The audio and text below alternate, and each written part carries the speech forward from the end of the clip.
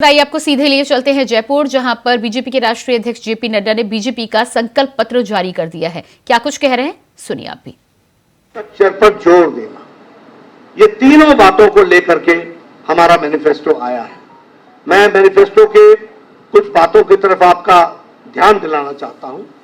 सबसे पहले तो गेहूं की खेती व गेहूं की उपज को प्रति क्विंटल 2,700 रुपए में खरीदी की जाएगी और ये एमएसपी के ऊपर बोनस दिया जाएगा 2,700 रुपीज पर क्विंटल किसानों को।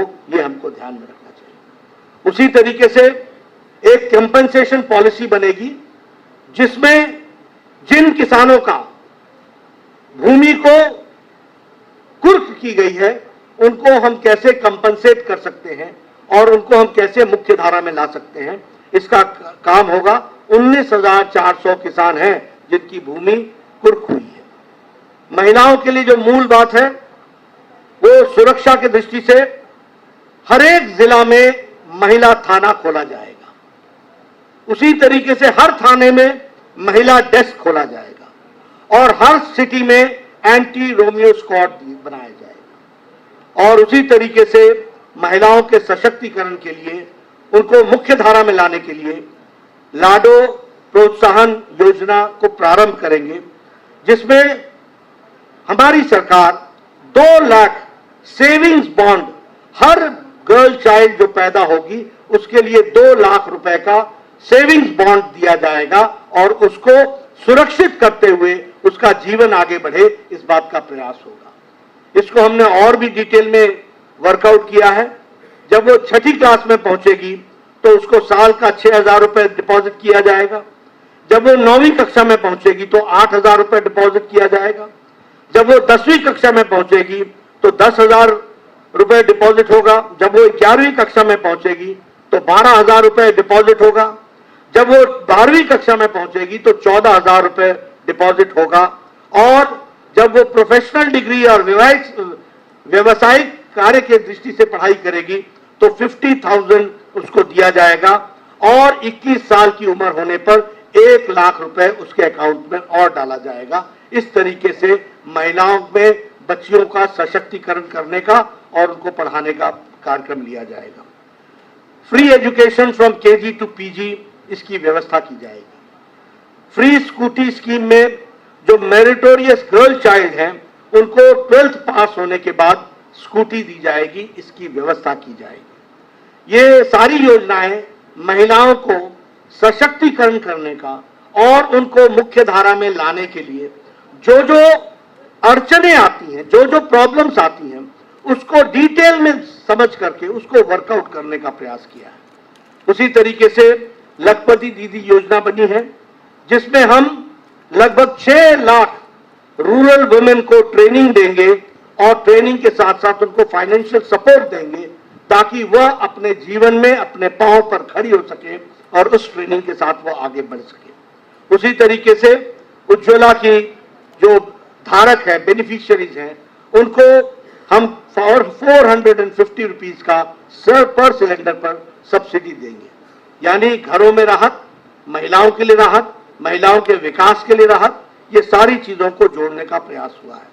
और मातृवंदन योजना के तहत जहां उनको पर इंस्टीट्यूशनल डिलीवरी पर उनके देख रेख के लिए 5,000 रुपीज दिया जाता था, उसको इंक्रीज करके 8,000 रुपीज उनको दिया जाएगा, इस बात का प्रयास होगा।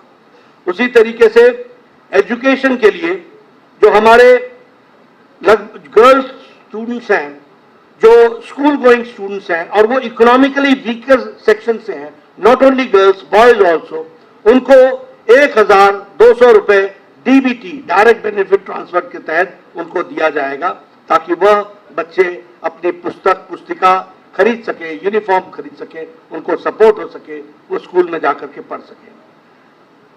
एक बहुत महत्वपूर्ण घोषणा हम करते हैं कि हमारी सरकार आती है तो हम स्पेशल इन्वेस्टिगेशन टीम SIT बैठाएंगे और जो लोग पेपर लीक में और स्कैम्स में, फर्टिलाइजर स्कैम से लेकर मिड डे मील के स्कैम में, माइनिंग में, PM आवास योजना में, जल जीवन मिशन में जिन लोगों ने घोटाला किया है उनके खिलाफ सख्त कार्रवाई की जाएगी और यह सुनिश्चित किया जाएगा दोषियों को दंडित किया जाए, यह हमारी सरकार सुनिश्चित करेगी।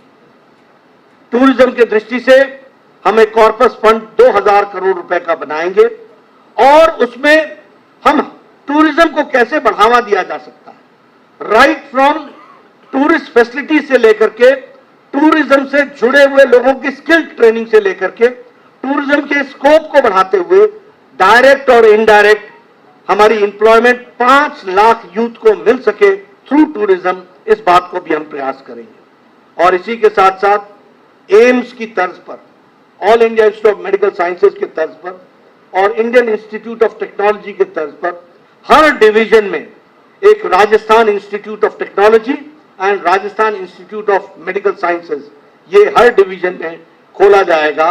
और इसके साथ साथ हम 2.5 लाख गवर्नमेंट जॉब्स यूथ के लिए इस स्टेट में 5 साल में मुहैया कराएंगे, गवर्नमेंट जॉब्स करेंगे, ये बात भी हम आपको बताना चाहते हैं।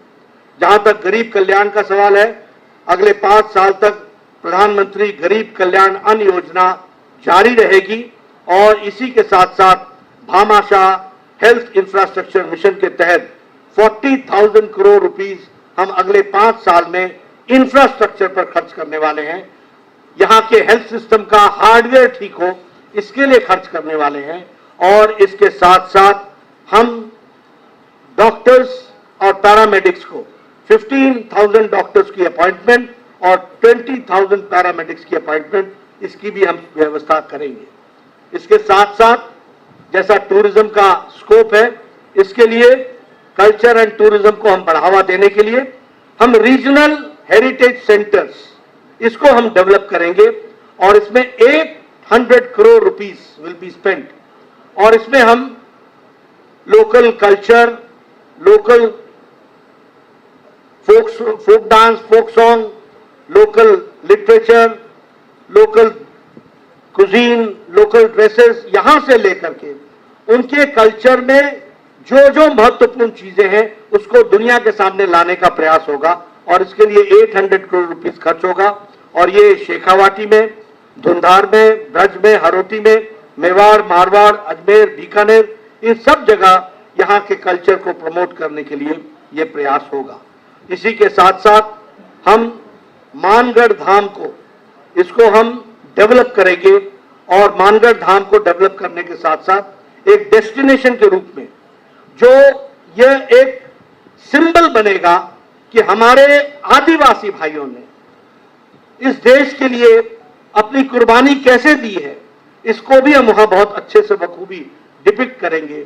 और हमारा गौरव में जो अनुसूचित जाति के द्वारा ट्राइबल कल्चर है और वो ट्राइबल कल्चर ने मेन स्ट्रीम में भारत की भूमि के लिए, रक्षा के लिए क्या क्या किया और उनका सांस्कृतिक योगदान क्या है, इसको भी हम सामने रखने वाले हैं। इस तरीके से जैसा मैंने कहा कि लॉ एंड ऑर्डर की तरफ विशेष ध्यान, इंफ्रास्ट्रक्चर पर विशेष ध्यान, भारत सरकार की स्कीम्स पूरी की पूरी यहाँ पर लेटर और स्पिरिट में लागू हो, महिलाओं के सशक्तिकरण के लिए इंडिविजुअल महिलाओं को कैसे ग्रो किया जा सकता है, उनको कैसे सशक्तिकरण किया जा सकता है, उसकी चिंता, किसान को मेन स्ट्रीम में कैसे लाया जा सकता है, उसकी चिंता, और इसके साथ साथ युवाओं को रोजगार के साथ कैसे जोड़ा जा सकता है, इस बात को हम लोगों ने प्रतिलक्षित करने का प्रयास किया है। मुझे आप लोगों के माध्यम से राजस्थान की जनता से एक निवेदन करना है और वो निवेदन ये है कि 5 साल का बहुमूल्य समय बहुत गुजर गया, बहुत पानी बह गया, विकास के बहुत से आयामों से राजस्थान की जनता वंचित रह गई और मानवता कराहता रहा है, मानवता मुसीबत में रही है। ऐसे समय में आज भारतीय जनता पार्टी, मजबूत सरकार और इस तरीके से देश को आगे बढ़ाने में जो राजस्थान का योगदान होना चाहिए, उस योगदान को लाने का एक संकल्प है और इस संकल्प के लिए आप भारतीय जनता पार्टी कमल के निशान को आशीर्वाद आपके माध्यम से मिले, यही मेरा निवेदन है, यही मैं कहना चाहता हूं। धन्यवाद।